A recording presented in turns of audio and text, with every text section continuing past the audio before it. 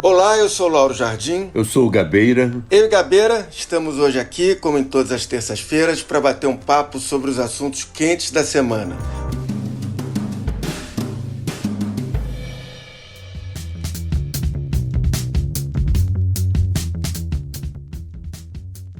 Hoje a gente vai conversar sobre dois assuntos.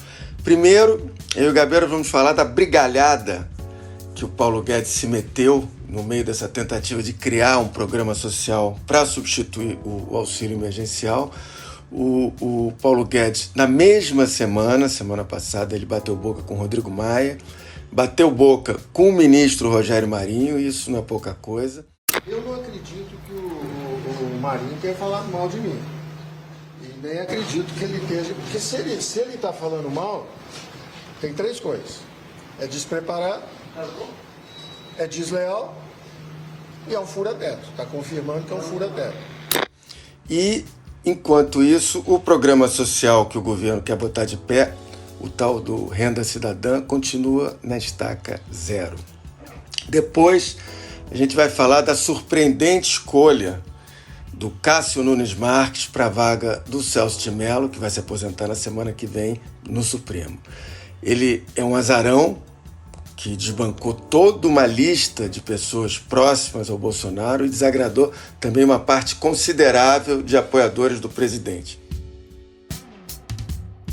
Vamos começar com o nosso primeiro assunto, que é um mix, que gira em torno das brigas do Paulo Guedes e da dificuldade do governo de botar de pé um programa social, o Renda Cidadã, que vai substituir, na verdade, não só o auxílio emergencial, mas o Bolsa Família. Quer dizer, nesse caso é uma responsabilidade enorme, porque no caso do auxílio emergencial é o que, ao fim e ao cabo, salvou da fome dezenas de milhões de brasileiros. Perfeitamente. Eu acho o seguinte, que como roteiro das brigas do Paulo Guedes, eu acho que ele tem dois fronts. O primeiro front é de gente que quer gastar. Então ele briga com quem quer gastar. Isso. É o caso do ministro Rogério Marinho. E o segundo front é de quem não deixa que ele consiga o dinheiro para gastar. Que é o front do Rodrigo Maia, que resiste, segundo ele, às privatizações e certamente resiste também a esse imposto sobre transações eletrônicas. Eu não acho, pelo que vi de reação dos deputados, que superar a rejeição à CPMF seja uma coisa simples para o Brasil de hoje. Não sei daqui a 5 anos, mas para hoje, pelo que eu vi do primeiro vice-presidente da Câmara e de outros deputados, do Marco Pereira, entre outros, eu acho muito difícil que a gente consiga avançar. Portanto, de um lado, ele fica muito zangado com quem o obriga a gastar e muito zangado com quem não deixa que ele levante o dinheiro para gastar. Agora, eu acho que tudo isso ele faz para não brigar com o presidente.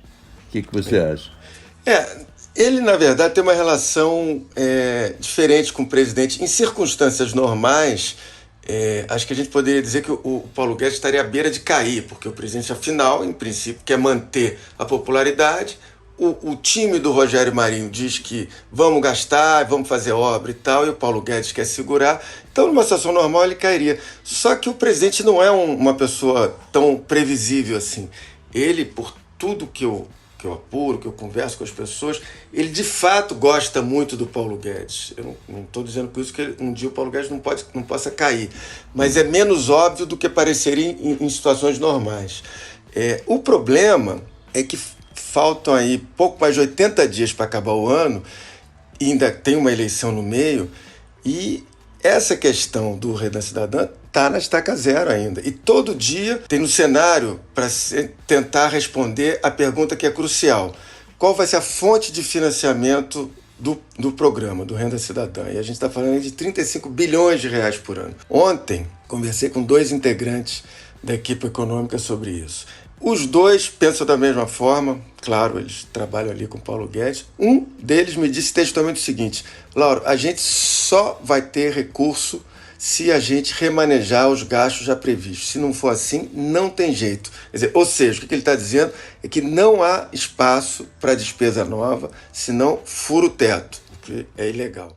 Será dentro do teto. Todos nós temos uma responsabilidade e um compromisso de fazer o Brasil retomar a economia e retomar a agenda que foi vitoriosa em 2018, que é uma agenda que claramente aponta para a austeridade fiscal, para a diminuição do gigantismo estatal e da intervenção do Estado na economia.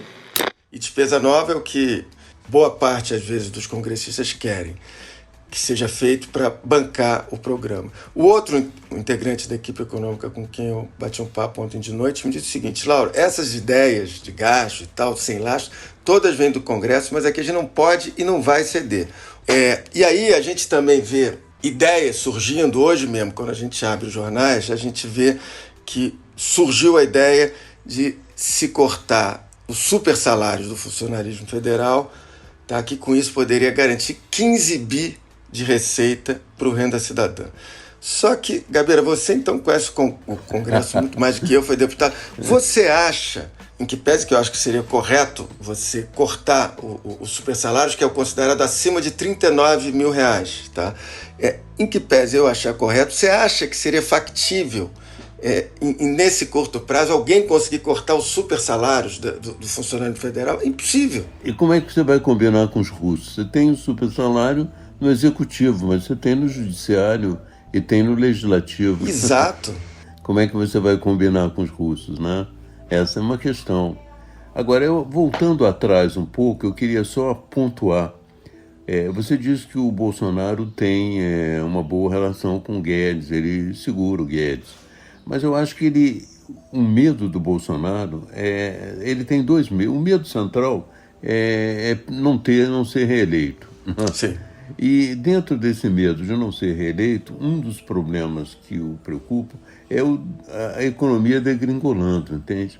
Então eu acho que isso é evidente, por exemplo, no caso da pandemia, ele não gostou do coronavírus e negou o coronavírus, que ele não queria admitir a ideia da economia caindo, entende? Sim. E eu acho que ele tem um pouco de receio também do Paulo Guedes sair e haver um grande impacto no mercado, entende? Eu acho que isso segura muito o Paulo Guedes. Tudo bem, alguém pode falar, não, poderia ter uma opção do Roberto Campos Neto, que é alguém vindo da área financeira e que o mercado confiaria, etc, etc. Mas, em compensação, todo mundo sabe, até pelo estilo do Roberto Campos Neto, aliás, completamente diferente do avô, ele não é tão incisivo, etc. Ele poderia ser envolvido mais pelo tipo de política econômica mais ligada aos gastadores. Agora, voltando ainda ao Paulo Guedes, tem as brigas em que ele se mete. Ele não é exatamente uma pessoa política. Ontem, aliás, segunda-feira à noite, ele e o Rodrigo Maia se encontraram na casa do ministro do TCU, Bruno Dantas, onde foi servido um guisado de bode, botaram bode na sala lá, e eles se encontraram, pediram desculpas mútuas. E semana passada, deixo aqui o meu pedido de desculpa, fui indelicado e grosseiro e não é do meu feitio, ao contrário. De meu lado, nunca houve também diferenças pessoais, nós todos estamos trabalhando pelo Brasil e às vezes temos desentendimentos que são normais por diferenças de ponto de vista. No encontro, aliás, muito curioso, porque ele foi arquitetado pelo Renan Calheiros, que estava sumido, ele e a senadora Cátia Abreu. O Renan é muito ligado ao Bruno Dantas, que foi o anfitrião ontem. Na verdade, foi indicado por ele, parece. Exato, foi indicado. O Bruno Dantas trabalhou no gabinete do Renan e foi indicado por ele ao TCU. Mas, enfim, isso é a volta do Renan, que, aliás, andava sumido e 2 semanas atrás apareceu no Sírio-Libanês numa foto ao lado do Lula, que foi abraçá-lo. Estava lá fazendo um exame. Quer dizer, você tem aí um misto que volta toda a política tradicional de Brasília atuando. Claro.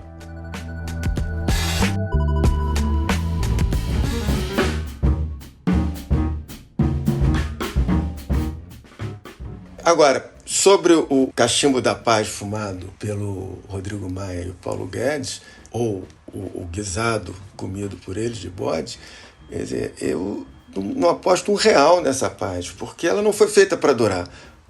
O Paulo Guedes e o Rodrigo Maia, um não confia mais no outro, por tudo que se sabe. Primeiro porque o Paulo Guedes acha que o tempo do Rodrigo Maia está no fim, quer dizer, o mandato dele acaba no início do ano que vem. Então, ele já conta com isso. Já o Rodrigo Maia acha que o Paulo Guedes não dura muito como ministro. Quer dizer, então, tem toda uma relação complicada que, ainda que ontem tenha um ficado ao lado do outro, pedir desculpas e tal, não é algo verdadeiro. É algo bem da política, que ali tem umas arestas que foram aparadas, mas isso não garante continuidade daqui para frente. E depois para o público brasileiro e para a imprensa brasileira também, tudo que cheira novela é interessante, né? Quer dizer, enquanto eles estiverem brigando um com o outro, enquanto estiverem fazendo as pazes e depois brigando de novo, você esquece o aspecto principal, entende?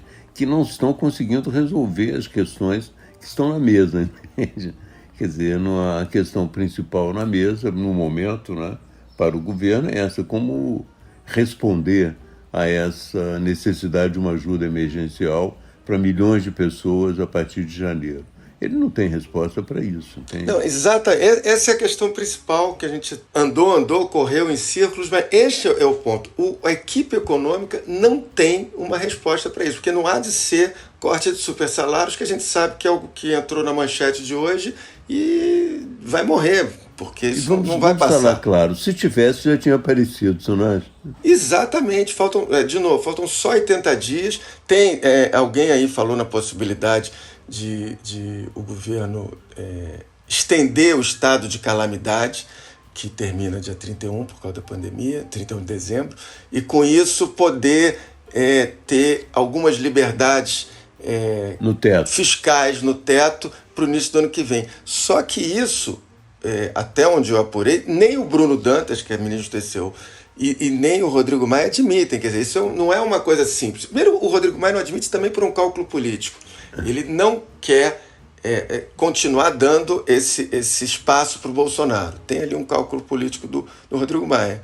Então isso vai ter que ser resolvido nos próximos 2 meses. E, de novo, ninguém tem uma solução. Não tem. E, de novo, me parece que a equipe do Paulo Guedes, por tudo, inclusive que eu conversei ontem, já expus aqui, eles continuam tendo como solução o que o Bolsonaro já disse que não aceita, que é o tirar dos pobres para dar aos paupérrimos. Ou seja, a equipe do Paulo Guedes, em resumo, diz o seguinte: a gente só pode tirar da onde já existe, tem de realocar os gastos. E isso o Bolsonaro já disse que não admite. Não posso tirar de pobres para dar para paupérrimos. Não podemos fazer isso aí. De novo você roda em círculos e não chega a lugar nenhum. Estamos já no dia 6 de outubro. Exatamente. Eu acho que li, não é, hoje, eu não sei se pode ser atribuído ao Paulo Guedes, que eu não estava no jantar e que você vê frases ditas, né? O Paulo Guedes teria dito que não se trata mais de cortar na carne, que é preciso cortar no músculo. Eu acho que ele estava se referindo a isso, entende? Sim, estamos num beco sem saída. Exato. Aliás, é o título do meu artigo essa semana. Eu diria que é um título que você pode guardar e usar de vez em quando, infelizmente. Eu escrevi sobre essa a renda cidadã, Brasil, não sei o que, Veracruz, Santa Cruz, e falei que realmente é um beco sem saída, entende? Agora, não quer dizer, eu acho, só para concluir, que teria sido completamente sem saída, entende? Se lá atrás tivesse havido um projeto razoável e rápido de uma reforma administrativa, talvez pudesse ser, entende? Se Exato. Houvesse também um empenho em abrir frentes de trabalho, atenuava também essa questão do desemprego e da miséria, entende? Eu digo frentes de trabalho em coisas que nós precisamos, como saneamento básico, construção de casas populares e tal. Eu acho que isso também não houve um grande empenho, né? No caso do saneamento, há a possibilidade de você atrair capitais para abrir essas frentes.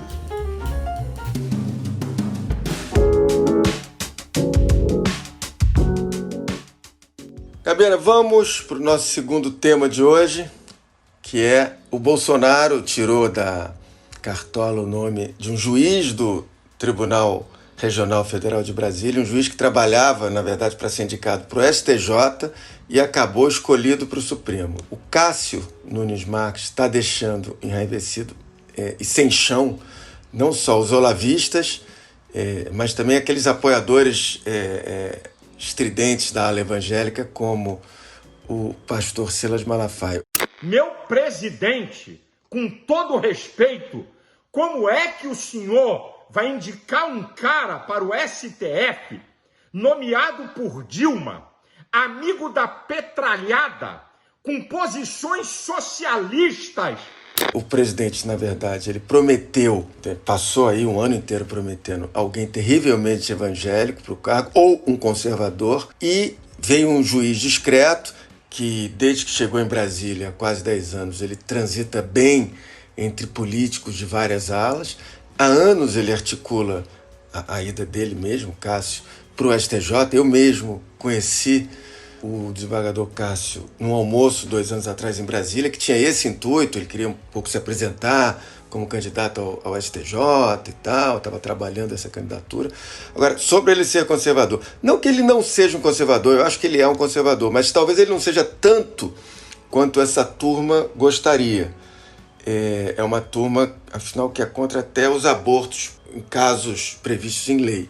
Enfim, é uma escolha que aconteceu bem da forma Bolsonaro, sem qualquer liturgia esperada.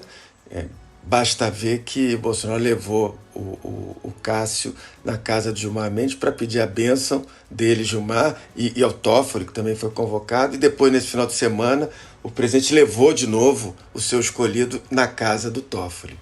Assessores ligados a essas autoridades dizem que eles foram para assistir o jogo do Palmeiras. Teve Palmeiras e Ceará às 19 horas, então se eles saíram por volta das 10 da noite, eles ficaram pelo menos 3 horas reunidos. A residência é do ministro da Suprema Corte, ministro Dias Toffoli. É uma situação realmente nova, né? Em primeiro lugar, sem liturgia, né? O primeiro aspecto da liturgia que foi rompido é o fato do Celso de Mello continuar ainda no posto, né? Exato. Ele não aposentou. Mas ontem eu disse na televisão, mas você não podia esperar, o Bolsonaro não foi educado na Suíça, entende? Ele, se tiver uma chance de também mostrar ao Celso de Mello um certo desagrado, ele vai mostrar para ele, mais importante isso. Agora, quanto ao próprio Cássio, né, eu acho o seguinte, que o Cássio pode ser entendido, e inclusive as pessoas ficam brigando com o Bolsonaro porque ele não é suficientemente contra o aborto, ou não é suficientemente conservador, mas não é isso que entrou em cena lá, entende?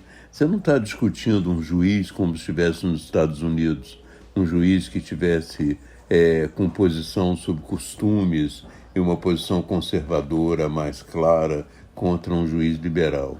Você está discutindo em Brasília aquele cara que é mais próximo de todo mundo e que pode resolver uma questão quando ela se colocar.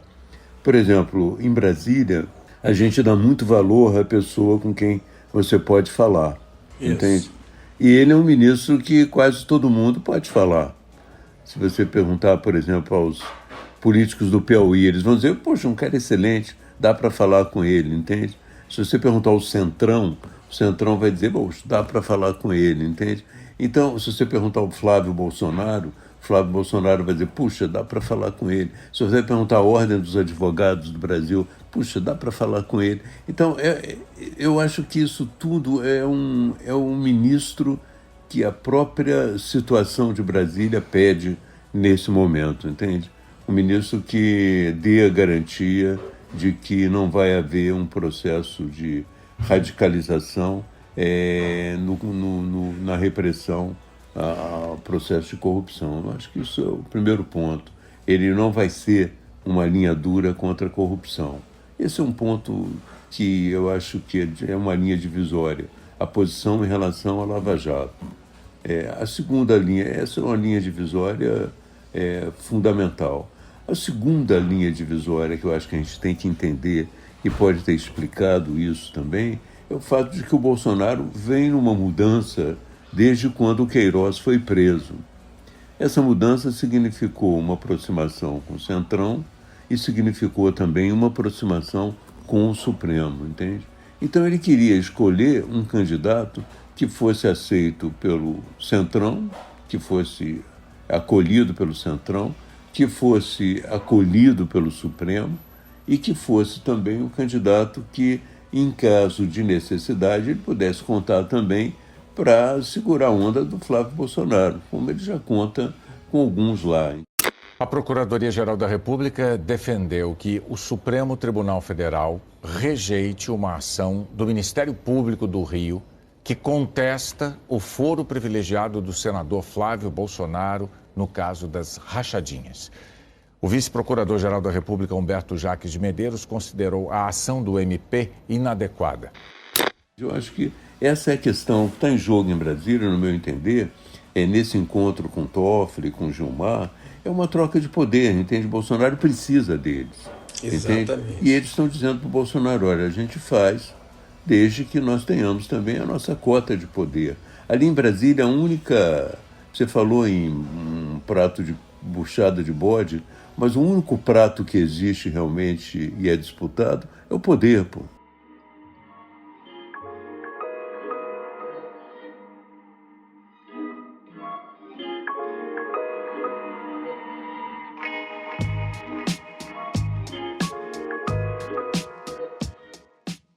No caso de Lava Jato que você citou aí, vai ser curioso porque o futuro ministro Cássio ele vai cair na tal da segunda turma, que tem ali entre os integrantes, além do Gilmar, tem o Fachin, que é o relator dos casos de Lava Jato ali na turma. E aí vai se dar uma coisa curiosa, porque ele vai ter que mostrar logo de cara quem ele é. Por quê? Porque pelas regras do Supremo, ele vai ser, Cássio, o primeiro a votar depois do Fachin, porque ele é o ministro mais novo, com menos tempo de corte. Então, o que significa isso? Que ele vai ter que assumir de cara posições ou divergentes ou convergentes às do Fachin. O Fachin, que é um sujeito que apoia incondicionalmente, em geral, a Lava Jato. Quer dizer, ele ali de cara vai ter que mostrar o voto dele, vai ter que mostrar se ele é mais pró-Lava Jato ou é mais do lado do Gilmar, etc. Qual é o seu palpite? O meu palpite é que ele será menos lavajatista e mais do Gilmar, mais do lado da turma do Gilmar. Eu acho que não tem dúvida. Ele nasce e evolui numa correlação de forças determinada. Ele é um produto dessa correlação de forças, entende? Ele vai entrar em confronto com Brasília?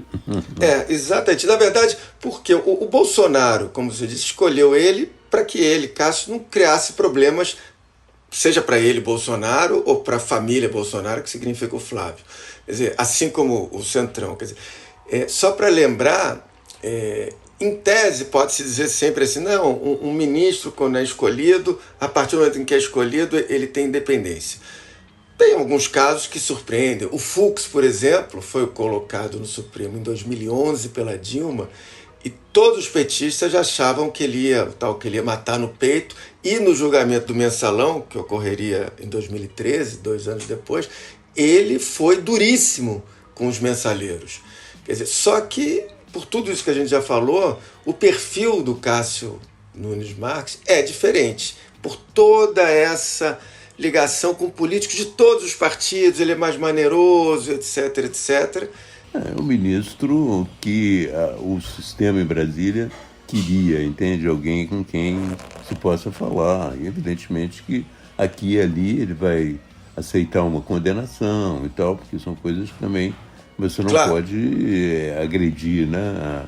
Mas eu acho que a tendência é ele ser aquilo que espera. O Bolsonaro mesmo já garantiu, ele está fechado comigo. Qualquer indicado ia apanhar. Ele vai para o Supremo. Agora, é uma covardia que estão fazendo com ele. E o Bolsonaro, quando diz está fechado comigo, cita alguns temas de costume. Mas ele sabe que não é isso que determinou exatamente a concordância entre ambos. A concordância entre ambos é uma certa visão que o Bolsonaro não iria colocar hoje um ministro que ele não iria colocar um Moro, entende? Sim. Que iria, de uma certa maneira, dificultar a relação dele com os políticos. Não, e se a gente pegar esse histórico do Bolsonaro, nesse pouco menos de 2 anos de governo, se é alguém que queria na Polícia Federal, como ficou claro, alguém ligado a ele e que não perseguisse a família dele, enfim, por essa jeito do Bolsonaro de não entender a impessoalidade, não seria na escolha do ministro Supremo que ele teria, por exemplo, a oportunidade de escolher o ministro Jorge Oliveira, que agora vai para o TCU, que é ligado à família dele há 30 anos, e aí ele poderia ter 100% de confiança. Se ele escolheu o Cássio, é porque ele tem confiança absoluta que o que ele quer pelo menos as ideias que ele e Bolsonaro imaginam que sejam, as decisões, perdão, que sejam tomadas pelo Cássio, sejam as que agradem a ele. Exato. Não há Vamos dúvida esperar, disso. né? Mas de qualquer forma a previsão é essa. Como diz no futebol, às vezes o favorito pode perder o jogo, né? Mas é muito difícil. A única coisa, só para terminar aqui, que não há chance de acontecer, a sabatina deve acontecer agora no final de outubro, a sabatina no Senado. Agora, alguém esperar a rejeição, esquece. Não. Em 130 anos de Supremo, só houve 5 indicações derrubadas pelos senadores e todas ocorreram em 1894 no governo Floriano Peixoto. Não, foi uma escolha com anuência dos políticos, é uma escolha. Exatamente. Provavelmente vai ser avassalador. Exato. A escolha dele vai ser avassalador. Essa previsão também é tranquila. Sim. Muito favorável à votação no Senado e um ministro a mais para os políticos poderem contar, entende? Exatamente. Bom, está terminando o Lauro Gabeira de hoje. A gente fica por aqui. O Lauro Gabeira está disponível a partir das 5h30 da tarde, das terças-feiras, no site do Globo, no Spotify, no iTunes ou na sua plataforma preferida de podcast. Esse episódio teve a edição da Carolina Moran e do Vitor Carvalho. Na terça que vem, a gente está de volta. Tchau. Até lá.